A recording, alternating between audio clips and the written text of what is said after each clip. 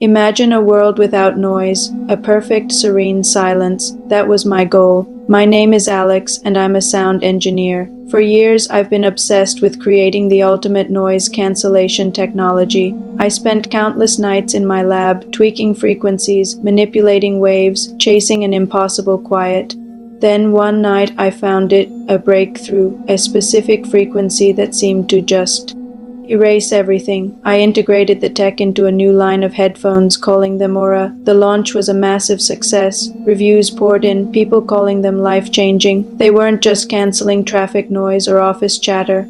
They were canceling the noise inside their heads. But then the reports started, small things at first, a spike in shoplifting, road rage incidents turning unusually brutal, then bigger things, unprovoked assaults, people acting without a shred of remorse, their eyes blank, devoid of feeling. A cold dread crept over me as I connected the dots. The news reports, the timelines, it all coincided with the Aura launch. I rushed back to my lab, my hands shaking as I ran the diagnostics. The data was horrifying. My frequency wasn't just canceling sound. It was targeting a specific neural pathway, the very part of the brain responsible for empathy, for guilt. I had accidentally created a frequency that nullified conscience, and it was spreading virally.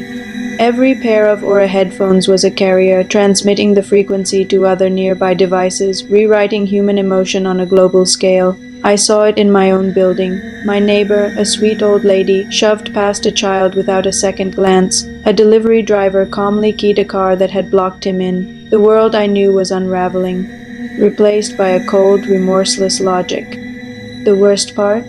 I wear my own prototype constantly. I've started to feel it myself, a subtle detachment. The guilt I should be feeling for unleashing this plague is muted. It's like an echo of a feeling I once had. I'm forgetting what it means to be human. Now I'm in a race against myself. I have to reverse it. I have to find the opposite frequency, the sound of empathy, the resonance of our shared humanity. But how do you create a sound for something you're starting to forget? I've locked myself in the lab, surrounded by recordings of laughter, of people crying at weddings, of whispered apologies, of lullabies. I'm searching for the sonic signature of the soul. I don't know how much time I have left. The silence is getting louder in my own head. The logic is becoming clearer. A world without guilt. Isn't it more efficient? More perfect? I have to fight that thought. I have to remember the beauty in our flaws, in our regrets, in the connections that guilt helps us maintain. I have to compose the soundtrack to save humanity before the last note of my own empathy fades to nothing.